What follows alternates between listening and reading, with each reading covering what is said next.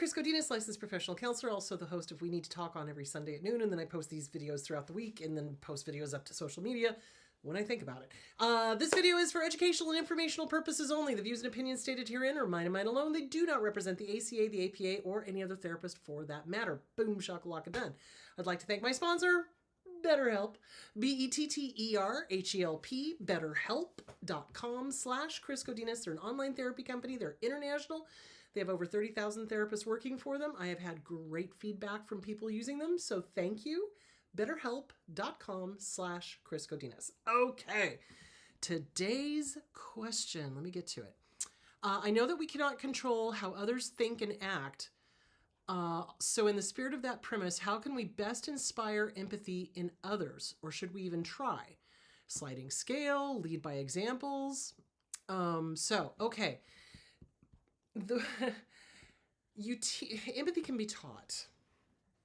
And it's really important to lead by example. Absolutely. And question. So when somebody acts or says something that is non-empathic, non-kind, non-caring, I'm blunt, guys. I don't know whether it's because I'm 60 or whether it's because, I've done so much work on myself, but I will just totally look at them and go, what makes you think that's okay? How is that okay in your world to say that statement? Seriously, I will confront people. I do. Or clarify. I will clarify for people that they have no empathy and let them know that it's not okay. So here's the thing. Shaming is not necessarily a bad thing. When somebody is doing something heinous, you shame them. Society should shame them. Okay? So when somebody makes a statement like, I don't know, there's so much political stuff going on right now, take your pick. But when somebody makes a statement of, oh, I think it's wonderful that that citizens are being thrown in jail, I will look at them and go, can you explain to me how that's okay? And can you explain to me how you think they're not going to come for you next? Help me understand here. Help me help you. Clarify this for me. And usually when I start confronting people, they start backing away because they know I'm not going to just sit there and go, uh-huh. And I'm not talking clients. I'm talking like people out on the street. Now, you run the risk of running into a real jackass that just wants to argue because they're out there. But you lead by example. You lead by example. You live, you walk the walk, you talk the talk, and they both match. That's how you know you're dealing with somebody that's truthful. Somebody who is not truthful may talk the talk, but not walk the walk. You dig what I'm saying? So you lead by example. You show empathy by your actions. And you demand that the people around you step up to the goddamn plate. You do. I'm sorry. I am not going to put up with people that are okay with harming others, going after minorities, going after LGBTQ, going after autistic. Yeah, not okay with that. Not okay. And I will be very loud and very vocal about that. And I will shame anyone who thinks it is okay, because it is not okay. And especially the ones who wrap themselves in a flag and start quoting the Bible. And then I start quoting the Bible and go, did you read this one? Did you read that one? Oh, no, you didn't, did you? I will. I'm sorry. I'm done. I'm not playing nice with these people. I'm not. And neither should you. And it is frustrating. And sometimes they'll get it, which is like, heavens open up, sun shines down, God sings, it's wonderful. And then sometimes they don't, and it's not necessarily our job to drag them into the light, but it is our job to draw boundaries, big, strong, hairy boundaries, as in, no mother clucker, you're not going to do that on my watch. Do you see where I'm going with that? So yeah, it is frustrating. It is. Not everybody has empathy. You have to understand. Empathy is a learned behavior, but it's also, we're born with it. Nature, nurture. Now, if these people who have no empathy were raised by a narcissist and they are unhealed and they have not worked on themselves, remember, narcissists view empathy as a weakness. They do not understand it is a superpower. Empathy is what has propelled forward civilization since ever. And in fact, I can't remember if it was Margaret Mead. Maybe it was Margaret Mead. It was one of the anthropologists who, when they discovered a bone that had marks of surgery on it, it had been broken and reset, and, so they were like, here's an example of empathy, caring for someone who broke a bone and they had to reset it. And, that's showing that society took care of those who couldn't care for themselves. And that propelled civilization forward. Because that's always how civilization goes forward, is by caring for those that cannot. Why do you think that is such a huge thing in Christianity, especially the words of Jesus? It's like, that which you do to your neighbor, you also do to me. They often forget that. And you take care of the poor. You house the homeless. You welcome the stranger. Boy, the hypocrisy runs pretty deep, doesn't it? So there is not a lot of empathy with those people. You can lead by example. You can point out their, what's the word? You can shame them, basically, And remember, when you're dealing with somebody who is either a full-blown narcissist or has been raised by a narcissist and is unhealed, they are absolutely unwilling to admit they have ever made a mistake, ever. They're never wrong. They're never wrong. And that's a sure sign of no empathy. Because, listen, I make mistakes. I do. And I am the first to go, oh, damn, that was not good. What can I do better? And make amends and all of that sort of stuff.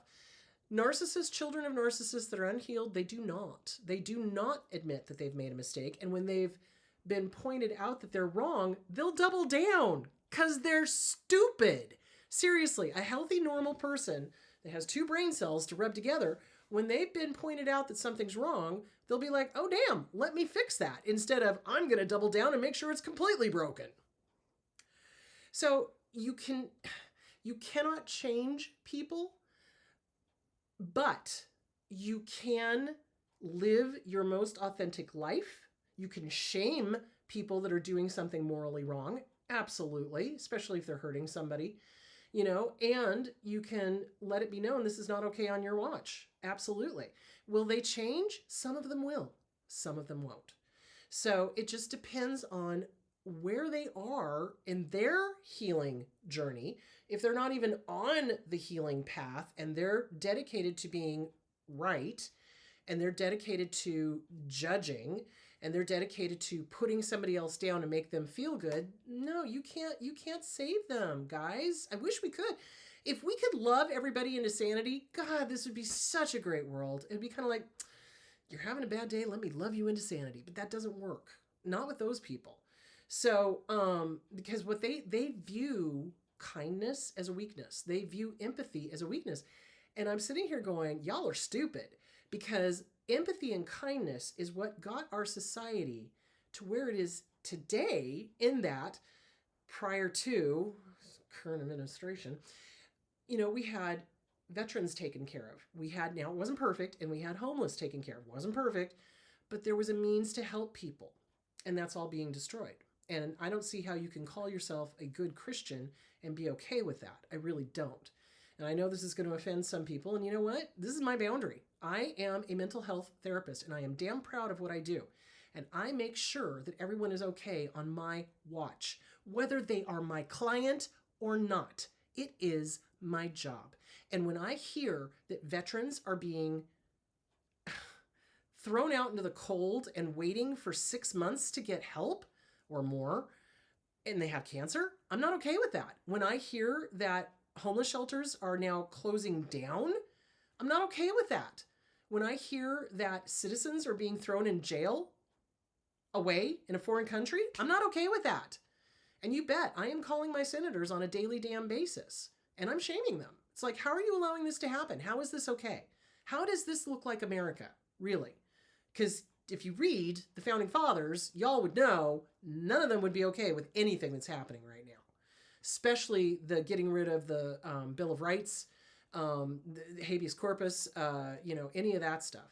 So you speak up, and you basically say, nope, not okay. No, I don't agree with you, and I never will. That kind of thing. So but you can't, you hope that they will change. You invite them to change. I invite you to change your mind. I invite you to read those biblical passages that I talked about. I invite you to maybe check it out, what Jesus really did say and how he fed the poor. Don't get me started. So you invite them. It's like, here you go, people. But remember, when you're dealing with somebody who is personality disordered and truth confronts them, they will twist pretzels to not admit they were wrong and to try to twist the truth into their version of the truth. So those people you cannot help. You cannot teach empathy to. They're not interested. They don't see the value. Those are the ones who are like, well, it hasn't happened to me, so why should I care? Oh my God. Where is my headache medicine? Because, oh my God. Empathy is the ability to step foot into somebody else's shoes and go, okay, it hasn't happened to me, but dear Lord, I can imagine if it did. Ooh, and I do not want that to happen to anybody. Like, seriously, like anybody. So yeah, those people, they don't want to, or they can't imagine what it would be like to be homeless or to be poor or starving or to be a vet with cancer and not be able to get in for an MRI for 6 months. I can imagine what that would be like. That'd be terrifying. So those people, you just kind of got to go, okay, bye-bye, and write them off because you can't change them. They're not interested. There's no space there. In a person that you can work with, there's space. You can get in there and get the truth in and get information in and help them start processing, okay? But with somebody who's dedicated to their ego, there's no space. There's no way to change them. There's no way to help them. Absolutely. So you do what you can. You maintain your boundaries. Really, when you're dealing with people who are unempathic, boundaries is a form of empathy because you're not allowing that person to harm you or anyone else on your watch. So yeah, it's frustrating. You inspire empathy by showing them what the benefit is. Honestly, sometimes that's the way to get some of these outlier ones that are kind of maybe have a little space. Well, what's the benefit? How does it benefit them? Let me show you what the benefits of empathy are, and then you explain it to them. Sometimes they'll get it, sometimes they won't. You do the best you can, and that's all you can do. So, all right, guys, on Sunday, we're going to be talking about your privacy rights, your phone, your medical records, your, mental health records, et cetera, et cetera, et cetera, and how your ex will try to get their hands on it. Yay. Love those people. No, I don't. Anyway, so that's that. All right, you guys have a great day, and I will talk to you on Sunday about your privacy rights. Bye.